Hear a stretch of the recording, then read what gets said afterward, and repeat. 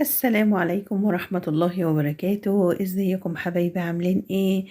اهلا بيكم في حلو وحادق مع شيرين. النهاردة عاملة لكم ملك العزومات.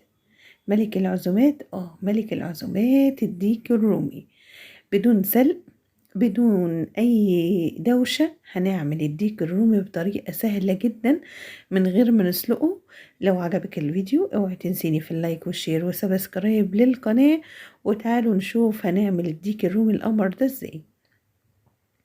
زي ما انتم شايفين انا جبت ديك رومي، ده ديك رومي بلدي. ده وزنه حوالي يعني 4 كيلو ونص. زي ما انتم شايفين هو مش كبير قوي، بس ما شاء الله رمى لحمة حلو جدا. اول حاجة هعملها في الديك ده هننقعه. هنعمل له محلول نقع كده زي ما انتم شايفين.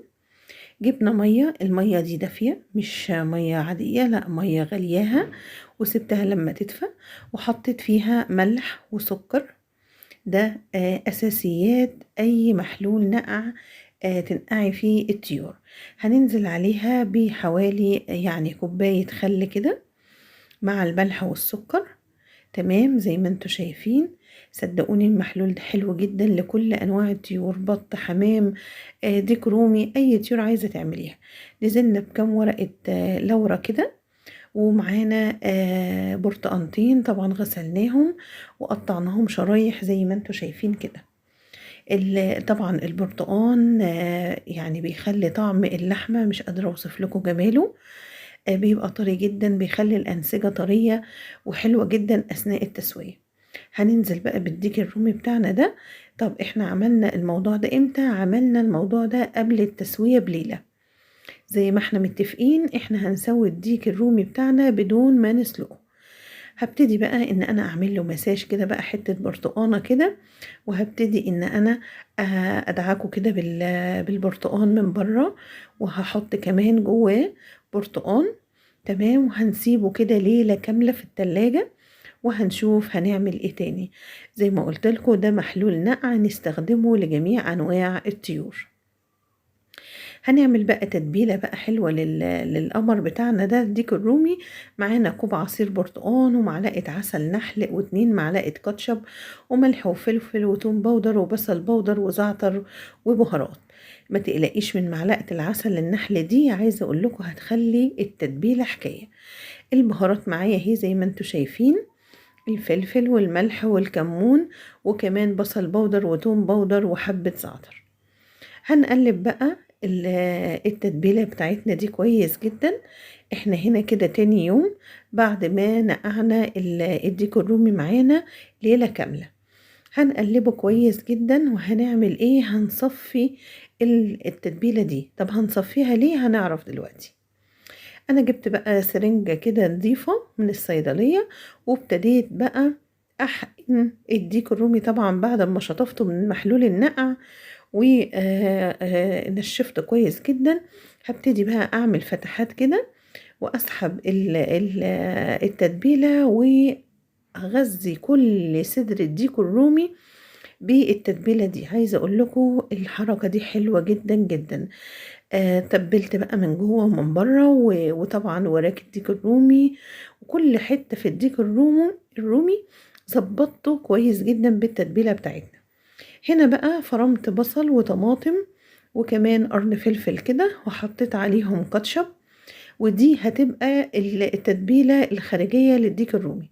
وحطينا نفس التوابل، ملح وفلفل وبهارات وتوم باودر وبصل باودر، نفس التتبيلة اللي حطيناها على المحلول اللي حقنا بيه الديك الرومي. زي ما انتم شايفين زودت بقى معلقة كاتشب كده، حسيت ان هي مش لونها احمر، ودي اللي هتخلي الديك الرومي بقى يحمر في الفرن كده ويبقى حكاية.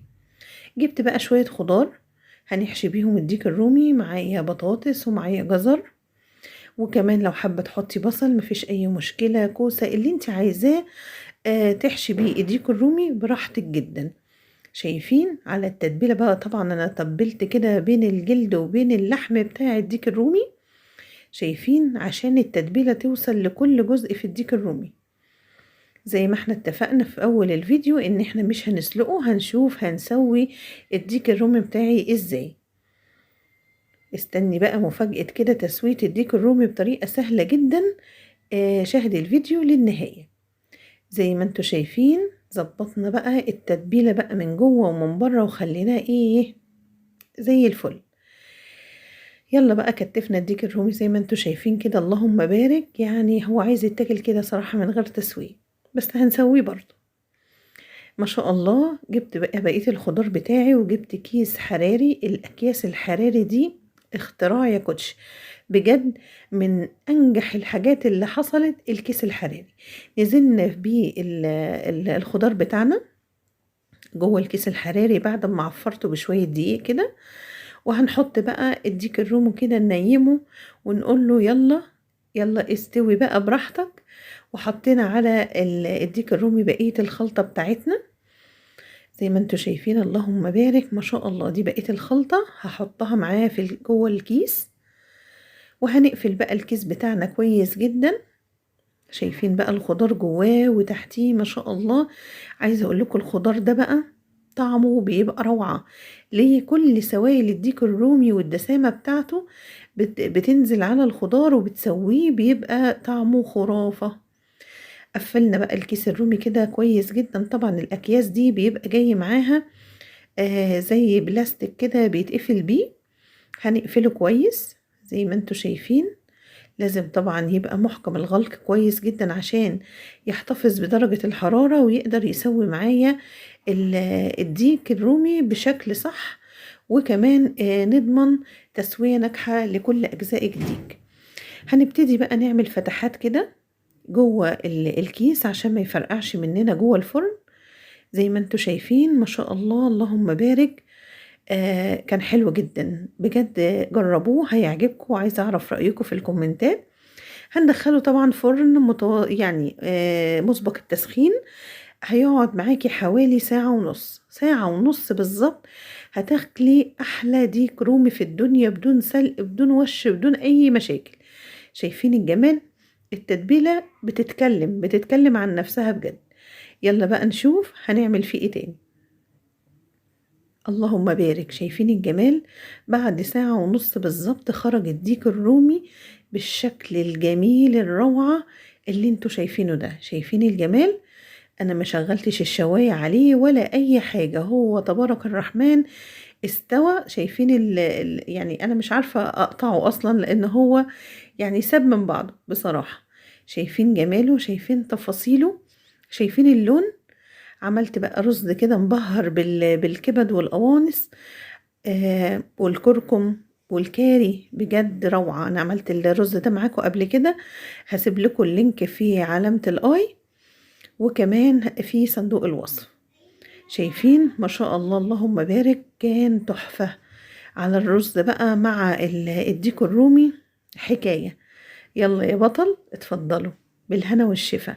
بجد كان طعمه وشكله، عايزه اقول لكم ضيوفي انبهروا بيه بجد من جماله وطعامته وحلاوته. والتتبيله بقى مخليه الانسجه بتاعت الديك الرومي مستويه جدا، وما صدقوش ان الديك الرومي ده ما اتسلقش ولا اي حاجه.